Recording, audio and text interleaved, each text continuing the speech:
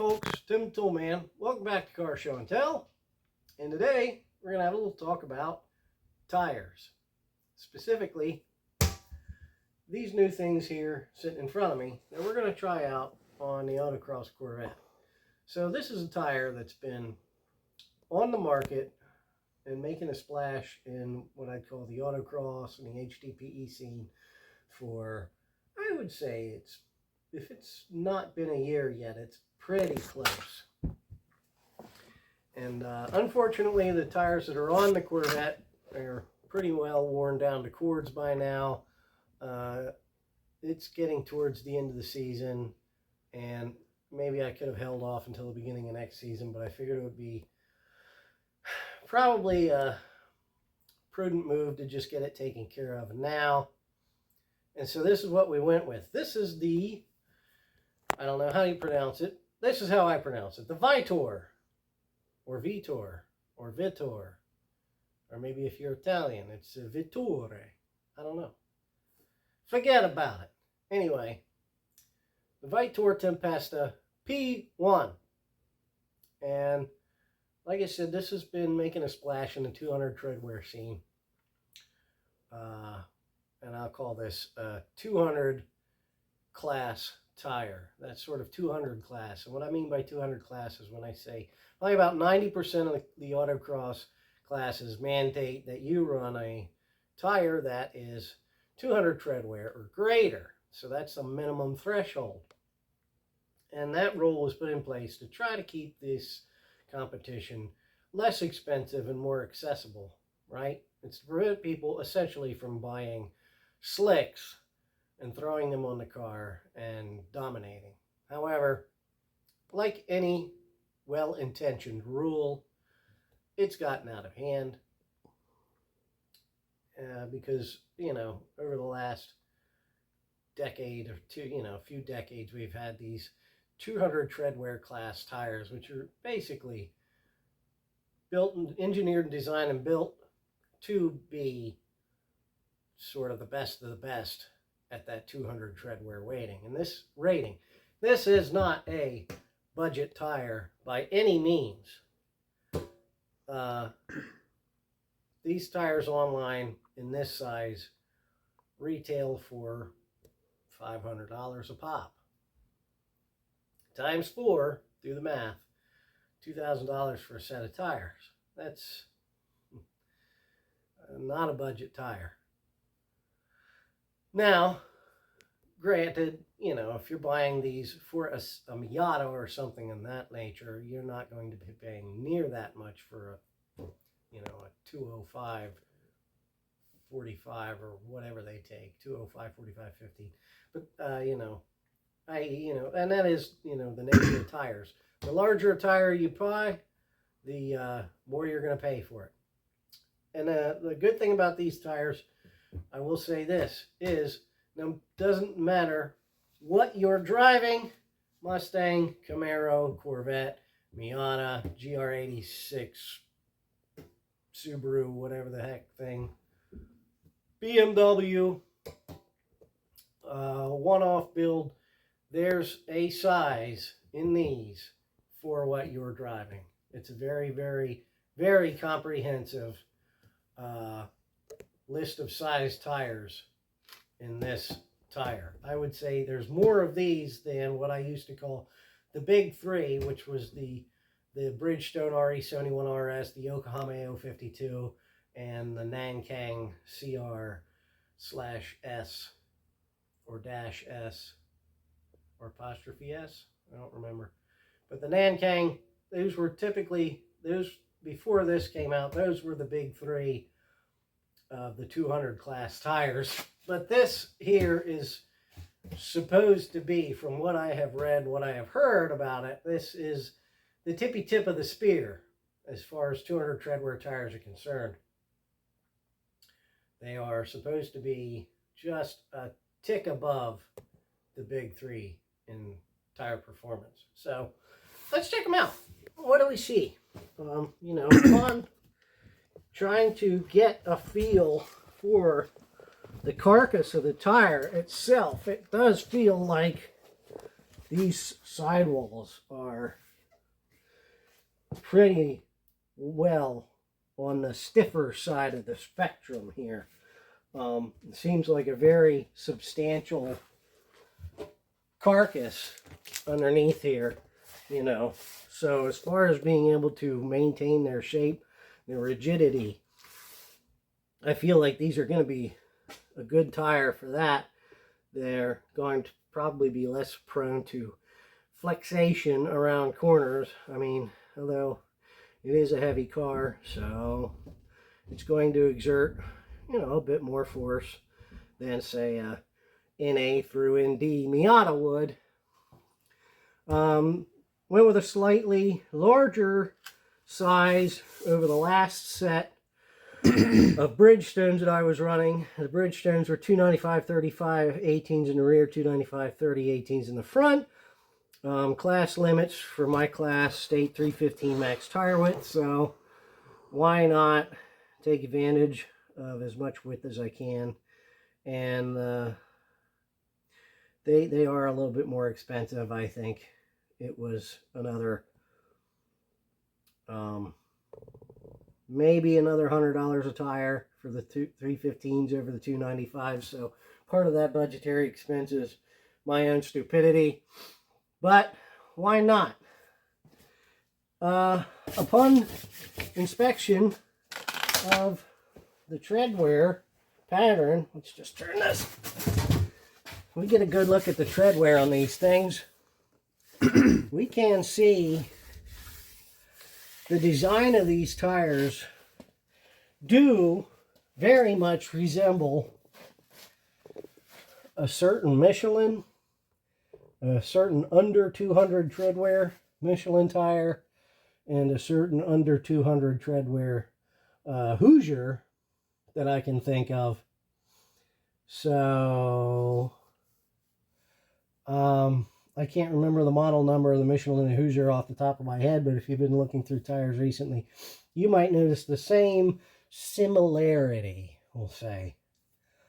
But I mean, there's really only a certain, how do you get a certain tread pattern to do a certain job, or a certain rubber compound to do a certain job? You know, I guess there's inevitably going to be similarities in tread design.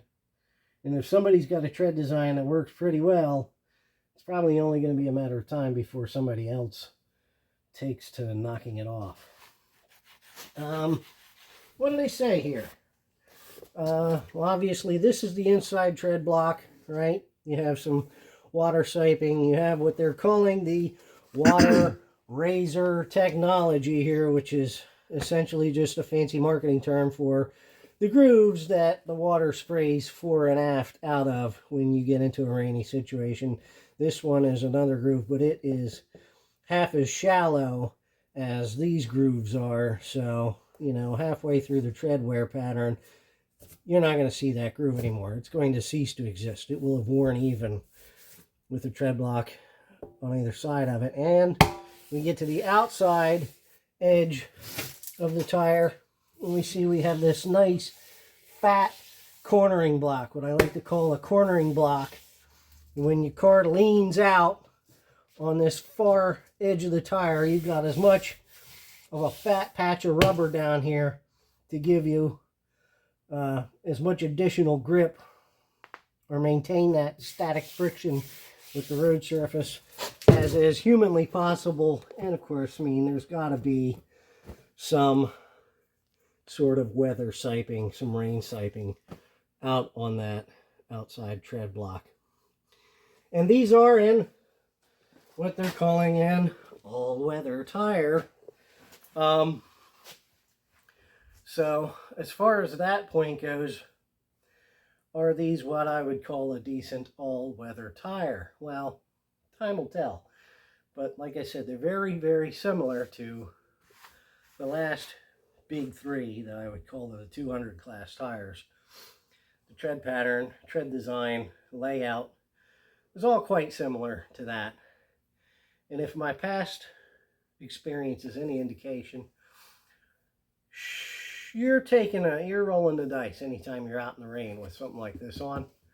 I tend not to. When I had BF Goodrich tires on the Corvette, I never hesitated to drive it in the rain. However, with the Bridgestones on it and the aggressive alignment set up, the car is just not set up to be an all-weather car. It's not equipped with all-weather rubber. When the tires were fresh, it was a little more acceptable, but as those tires started to wear, it was apparent pretty readily that they did not enjoy anything wet. And as a matter of fact, I went around in the ring and slid off the side of the highway a couple of times in the rain with those tires off before I decided the third time will be the charm. So I better stop pushing my luck.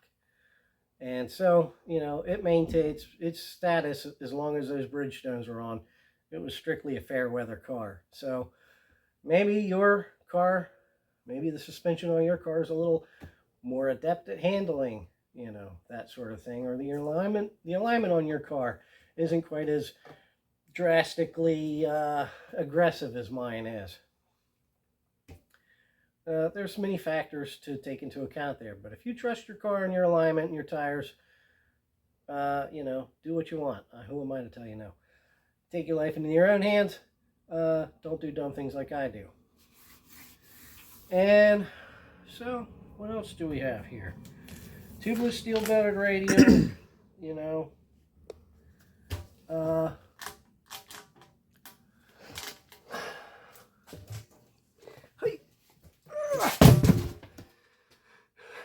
Redbird 200, traction A, temperature A. These are apparently, like I said, we're going to try them out and find out what is and isn't the truth. Water razor technology, it says. As I said, that's just those grooves. We'll see how that works. I'm sure I'll get into an autocross. P01R. And a scorpion there. So I don't know if that's like their logo. I see some, I don't know if that's a marlin or a swordfish cast into the tire tread, whatever. But I suppose these are made in Japan, but I don't see a manufacturer mark anywhere on them. Oh, well, yeah, Japan technology, it says. So anyway, we're going to get these mounted up. And, you know, we'll give you guys a look at them on the car. We'll see. Then we'll hit up an autocross or so afterwards. And try to give you a comparison. See how these feel in comparison to the old BF Goodrich, not BF Goodrich, the old Bridgestones that are on it. See if they feel like they're any faster, if they're just as capable. And we will let you know. So, alright, well, here we are. We got our tires mounted, the new Vitours, whatever. And, what did I say, there's 315 3018s. And this is on a 10.5 inch wheel, so they seem to fit pretty well. There's maybe a little bit of tuck in there in the side walls, but not too much. Yeah, they look fairly good, I think. So, time to get them on the car. We got two on the rear. We'll get these two on the front, see how they look.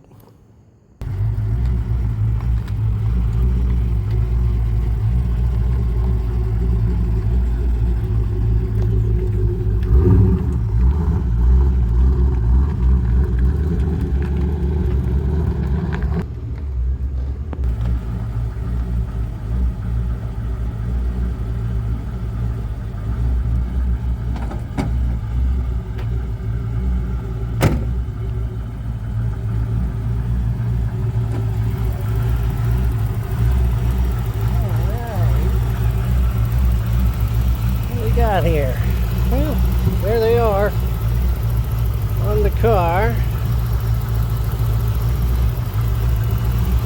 and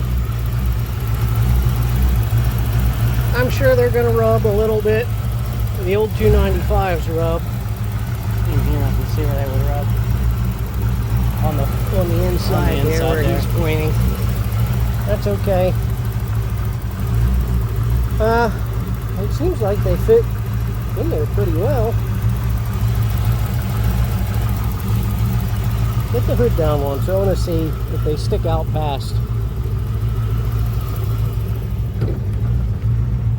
Oh no, they tuck right in there at the top, so that's good. That'll keep the attention of the local officers down. So I'm happy with that. Just tuck in right at the top. Bing, perfect. All right. So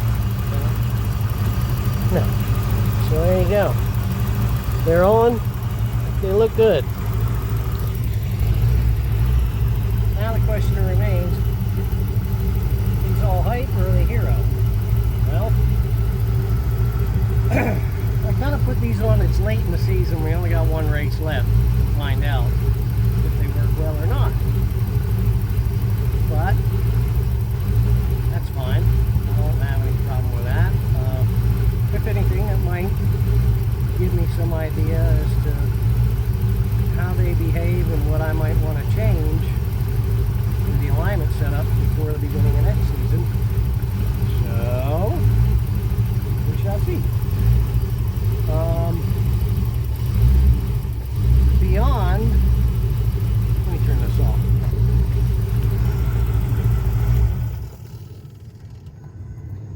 So beyond these things being relatively new to the market, they've actually got a newer version coming out soon. I'm not so sure if they're shipping quite yet, but I know they're ordering. You can order them, and that's the X01R. Still the same Tempesta trade name, but apparently the compound's a little bit different, and it's promising, I guess, slightly more crisp performance. So if you've got these on your mind, maybe hold off till springtime comes and order the brandy new ones. So I guess that's going to be it for this update. We'll come back to you later on after I've had a chance to run these, and we'll see how they perform. So there you have it. Hope you enjoyed the video. Thanks for watching, and we will see you on the next one. Bye-bye.